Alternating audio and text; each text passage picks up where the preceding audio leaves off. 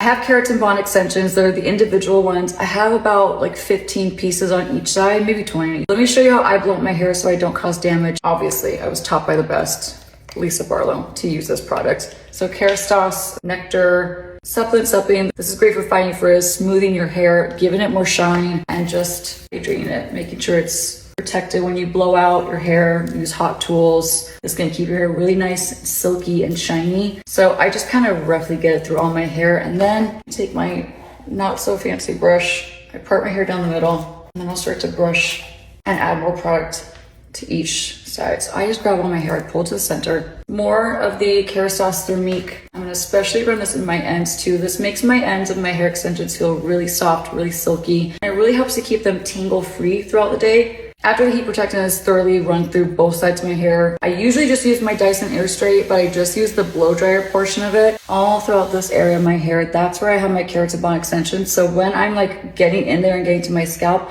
I'm making sure I'm not going anywhere further past like basically where my brows are. That's like my guide. So that way I don't rip out the extensions, and I certainly don't take a round brush and get to the roots. But what I will do is I'll brush out my hair and then I'll flip from one side to the next. So my extensions are pretty grown out, but they still have a good month in them, to be honest. They still have a long life ahead of them. So making sure that I'm careful and I don't accidentally snag them by going in like this is crucial.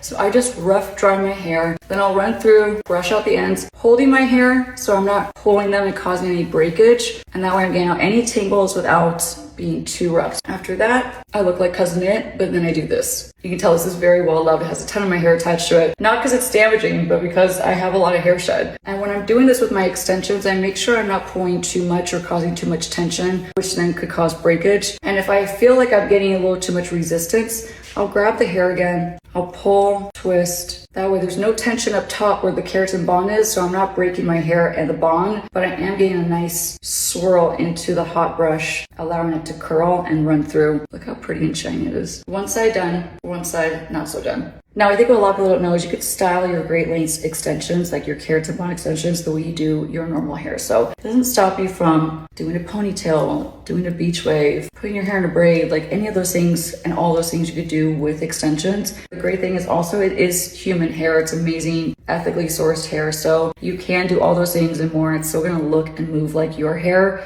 So it's gonna feel and look really natural. I'm gonna finish with a little bit of flexible hold hairspray from R&Co. And that's how I blow up my hair and kind of fake a round brush blowout with a lot less effort with my keratin bond extensions from Great Lengths. I hope you enjoyed seeing this, and let me know in the comments if you have any other questions about hair extensions.